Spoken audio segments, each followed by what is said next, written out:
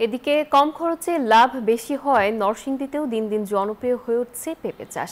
এ বিষয়ে বিস্তারিত জানিয়েছেন সহকর্মী হৃদয় খান। এই মুহূর্তে আমি রয়েছি নরসিংদী সদর উপজেলার শিলমান্দিতে। এখানে প্রায় ৯০ শতক জমিতে পেঁপের আবাদ করেছেন কৃষক, এবং তারা যেমনটি বলছেন যে কম খরচে লাভ বেশি হয়। দিন দিন তারা কিন্তু এই পেঁপের আবাদে আগ্রহী হচ্ছেন। আপনাদেরকে যদি একটু দেখাতে চাই, এখানে যদি একটু দেখেন যে প্রতিটি গাছে কিন্তু থোকায় থোকায় ঝুলে রয়েছে পেঁপে, এবং আমরা যেমনটি দেখেছি যে প্রতিটি গাছে ৪০ থেকে ৫০টিরও বেশি কিন্তু পেঁপের উৎপাদন হয়েছে, এবং এই সকল পেঁপের কিন্তু চাহিদা বেশি থাকায় দেশের বিভিন্ন প্রান্ত থেকে পাইকার যারা রয়েছেন তারা কিন্তু এখান থেকে পেঁপে সংগ্রহ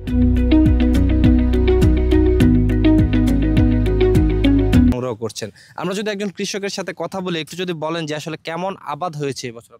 এবছর ভালো হয়েছে, আলহামদুলিল্লাহ। পেঁপে ভালো হয়েছে, খারাপ হয়েছে না, মোটামুটি ভালোই। এই চাহিদা কেমন? চাহিদা ভালোই আছে।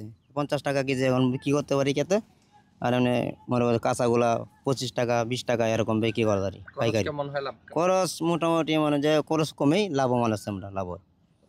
তো আসলে যেমনটি শুনছিলেন, কৃষক যেমনটি বলছিলেন যে কম খরচে লাভ বেশি হয়, দিন দিন তারা কিন্তু এই পেঁপের আবাদে আগ্রহী হচ্ছেন। একই সাথে কথা বলেছিলাম কৃষি বিভাগের যে উপপরিচালক রয়েছেন আব্দুল হাই, ওনার সাথে। উনি যেমনটি বলছেন যে কৃষকদেরকে এই পেঁপে উৎপাদনে কিন্তু সব ধরনের সহযোগিতা করা হচ্ছে। একই সাথে এই পেঁপে কিন্তু সবজির পাশাপাশি ফল হিসেবেও কিন্তু বিক্রি করা হয়।